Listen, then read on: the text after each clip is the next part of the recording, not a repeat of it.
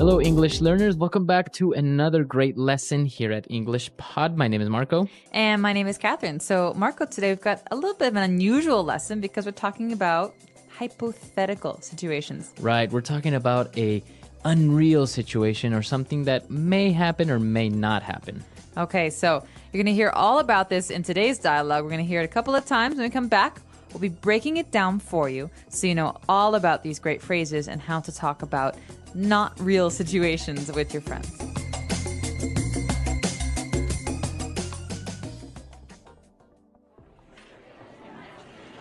Okay, next question. If Eric asked you out on a date, what would you say? Duh, I would say yes. Eric is the most popular kid in school. Okay, my turn. What would you do if you won the lottery? Let's see. If I won the lottery, I would buy 2 tickets for a trip around the world. If you buy me a ticket, I'll go with you for sure. My dad would freak out if I even mention a trip like that. All right, this is a good one. What would your mom say if you told her that you're going to get married? If I told her that, she would faint and have me committed.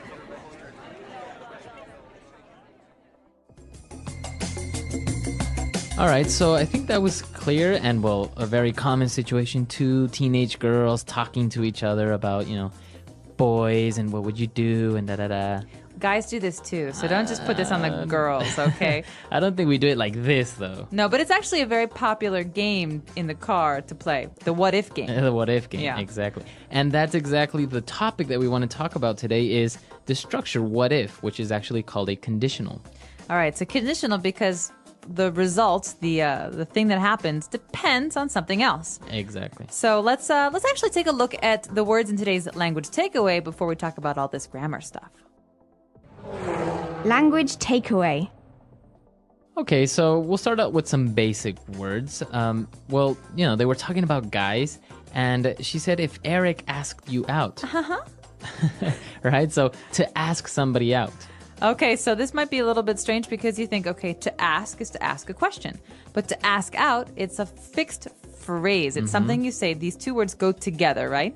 So I want to ask someone out. It means I want to invite someone on a date. On a romantic date, usually. So yeah, I want to ask him out to dinner, or he asked me out to the movies. Now, if I didn't want to ask somebody out on a romantic date, what verb would you use? I'd say you could invite someone out, but then again, it's always a little bit, you can say invite for someone if you're going to ask them on a date too. So Yeah. I'd say to ask out is always romantic, and to invite can be romantic or just friends. Okay, so to ask somebody out.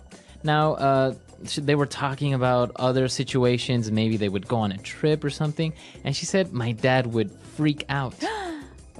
This is a great phrase, and this is something that I used a lot when I was a teenager. The word freak out? Freak out. So the verb to freak out means to be really angry or upset, or, it could be a good thing or a bad thing. But usually when we're talking about our parents, it's a bad thing. It's a bad thing. So they get angry, they start yelling at you. Yeah, so Freak out. Freak out means like overreact. All right. And the last word that we have on language takeaway today is committed. Well, let's look at the whole phrase. He says, she would have me committed. So this is actually being done to someone. Now, we did look at this word before, but basically for marriage, right? To commit to somebody, to promise. Yeah, but to have someone committed means that you're going to send them away to maybe a mental institution. Exactly. So this means they have psychological problems, and someone else sends them to the hospital because they can't send themselves. Exactly. So it's always used to have someone committed, right? Right, because it's being done to them. They don't want it to happen. It's involuntary. Okay. So she had him committed. My mom's going to have me committed if I keep working 20 hours a day. Exactly. So that's the way you use it. And so now you have another way of using this verb. But now I think we should listen to this dialogue again. We're going to slow it down a little bit, and then we'll come back and look at this grammar focus that we want to talk about.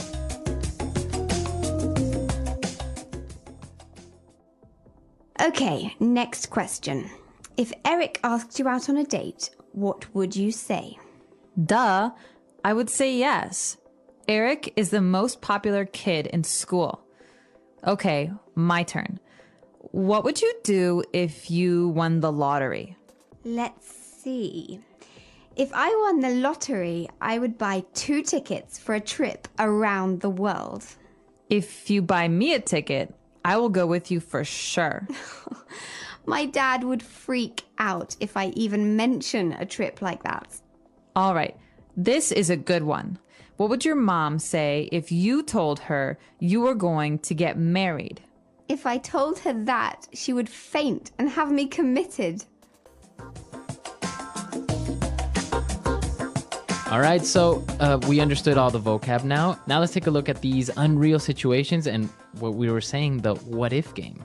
Right, so I think it's important to push these into 2 different categories, right? We have one kind where it's very unrealistic. It's probably not going to happen, that kind of situation. And the other one is a situation that could very well happen, something that's probably very common. Okay, so the first one we're going to talk about is very unrealistic situations, things that probably won't happen. Okay, so let's take a look at an example that we found in the dialogue.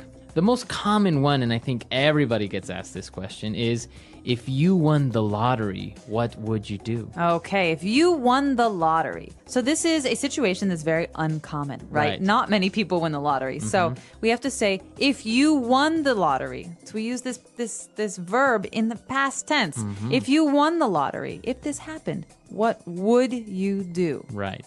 All So, right. Catherine, if you won the lottery, what would you do? If I won the lottery, I would buy a boat and sail around the world Wow. with my friends. All right. So another example, again, using the same structure, right? The verb in the simple past tense, we would say, if you were stuck on an island with one other person, who would that be? All right, so if you were stuck on a desert island with one person, who would that person be? So, Marco, I'm going to ask you, who would it be? I think it would be an engineer or a scientist that could probably get me off the island. What about your girlfriend? No, well, that's the point. If I can get to her quicker. Oh, okay. I would say maybe kind of romantic, but kind of not. So that's the first situation. We've got these situations like being stuck on an island, winning the lottery. These are very unlikely. But what about the other kind? But before we move on to that, you notice that we used the verb was. We didn't say if I was on an island. I said if I were, right? Or if you were. So this is the way that you use it in these conditionals. If I were you, or if you were president of the United States. Yeah, this is a rule. So this is a grammar rule. We're not going to describe why it happens because it's very, very complicated and you can look it up on our site, but we're going to describe how to use it. That's the most important. So we can say, for example, Marco, if I were you, I would dye my hair red. Why? I don't know. I think it would look cool. I don't think so. So if I were you, I would. Or if you were me, what would you do? Exactly. So we always use it like this, right? If you're going to use this conditional, always use were for the subject, never was. Right. So you can tell this very, very big grammar issue. A lot of English speakers make this mistake. Yes, very many. So, but now you know that you shouldn't make this mistake and you can speak properly. All right. So now that we've seen these semi-unreal situations, let's move on to something that's a little bit more probable that it may happen. Right, so we've got these situations that are common or likely. For example, in this lesson we hear, I will go with you for sure. So this is, if you buy me a ticket to travel, of course I will go with you. So if you buy, this is in the present tense. If you buy, then I will. Right. Right. So now you notice the difference. The verb is in the present, and then we use, instead of would, we use will. So again, I can say, if it rains tomorrow, I will stay home and watch TV all day. Okay, so think about this. Before we talked about going to desert islands. Now we're talking about rain and the weather. They're very, very different. The rain is very common. So we can say, if it rains tomorrow, I will need an umbrella. What about this? If we have lunch tomorrow, what will we eat? So we have lunch pretty much every day, right? Yeah, pretty much. So again, it's a situation that is very probable. So if we have lunch tomorrow, we will probably eat I don't know, pasta, I think. I'm Yeah. feeling like pasta tomorrow. Pasta, Yeah. some noodles. Yeah. All right, so Marco, let's take another listen to some of these phrases and try and figure out, while you're listening, which kind of conditional it is, first or the second. If it stops raining, we'll go for a walk later. Sounds good. But what if it doesn't stop? Then we'll just stay inside and watch a movie. Fine by me. If we watch something, I'd prefer a comedy. Same here. If I had more time, I'd watch comedies every day. Me too. But if you had the time, would you get bored of them? Maybe. You know, if I'd studied filmmaking, I might have tried writing a comedy script. That's interesting. If you ever decide to do it, let me know. Sure thing. By the way, if you hadn't reminded me, I would have forgotten my umbrella today. Good thing I did. If you get wet, you always catch a cold. True. And if I catch a cold, I'm miserable for days. Exactly why we should stay dry. Agreed. So, if the rain lets up, let's grab some snacks for the movie. Deal. And if there's popcorn, count me in. Very good. So we heard different examples, and the first conditional is the one that we mentioned is very probable, and the second conditional is the one that's not so probable. So they're very easy to distinguish. You don't really need to know the names, just know how to use them, right? Exactly. And so just remember, if you were me, what would you do? We've got these kind of pairs, these words that go together. And the other one is more common. It's if it rains tomorrow, I will bring an umbrella. Perfect. So why don't we listen to this dialogue for the last time, just to kind of reinforce everything, and then we'll come back and talk a little bit more.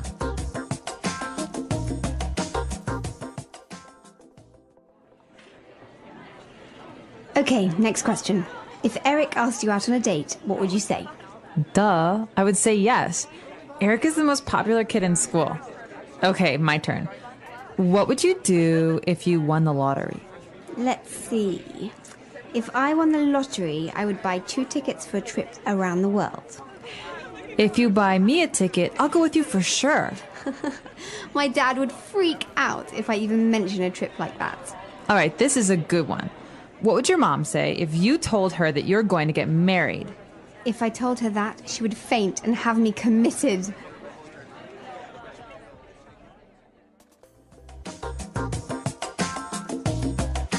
So, Marco, if we talk any more about grammar, someone's going to have me committed. It is a little bit difficult to talk about grammar, especially on a podcast, because it's such a difficult topic and it's also kind of heavy, right?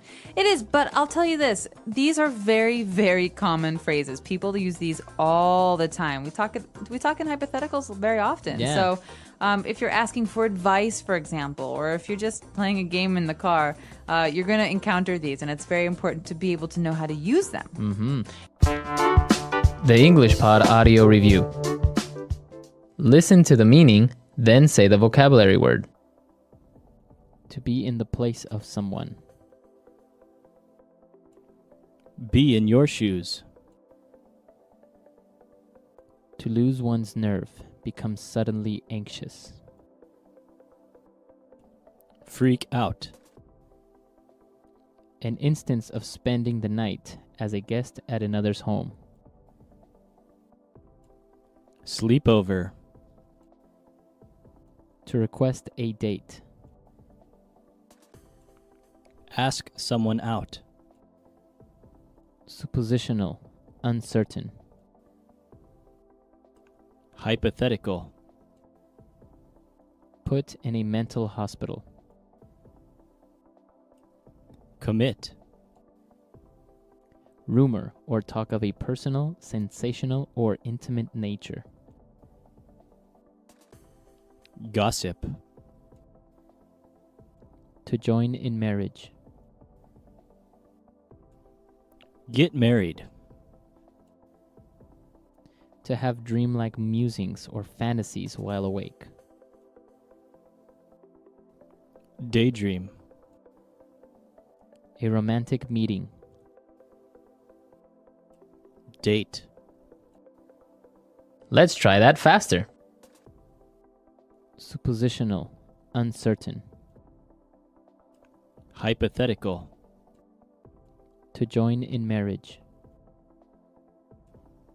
Get married. Rumor or talk of a personal, sensational, or intimate nature.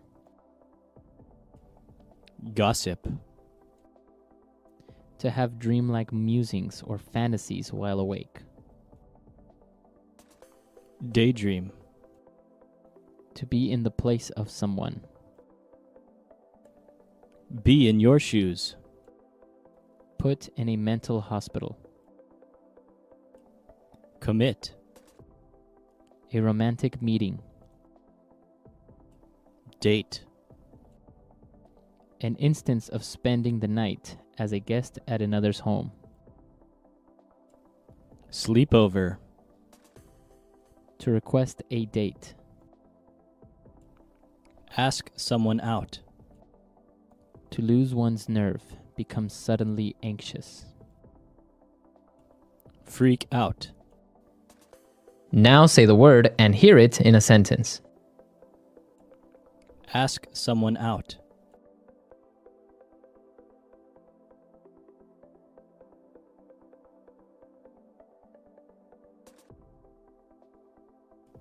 When asking someone out, choose your moment carefully and practice what you might say in advance so that you don't appear tongue-tied.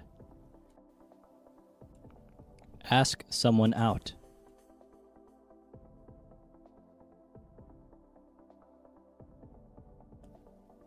I heard you asked your new neighbor out on a date. Ask someone out.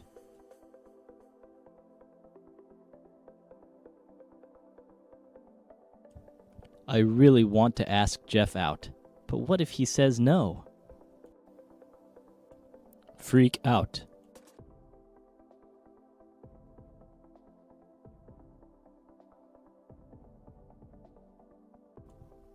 Oh my gosh.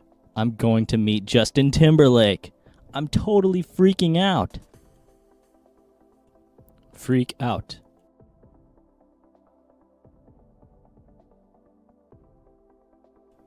Why did you freak out when I told you I'd be late for dinner? Freak out.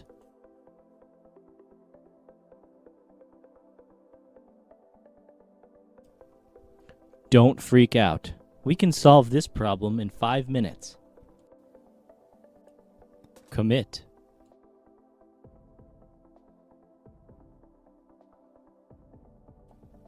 The judge had him committed to a mental institution. Commit.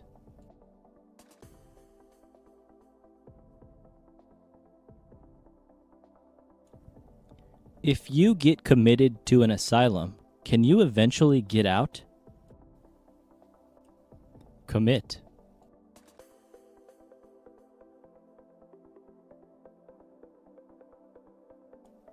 He was committed to 50 hours of community service for his crimes.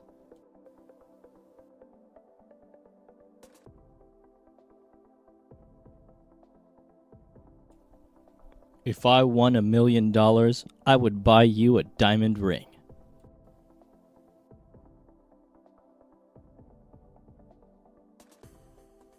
We wouldn't be so late if Nick drove faster.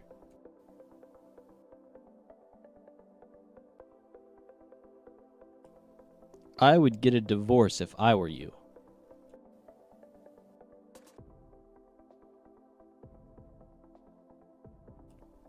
If it's sunny today, we will go to the park.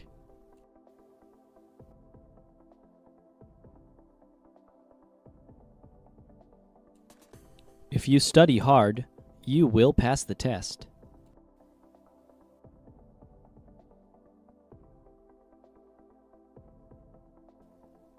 Mary will be very sad if Joe leaves.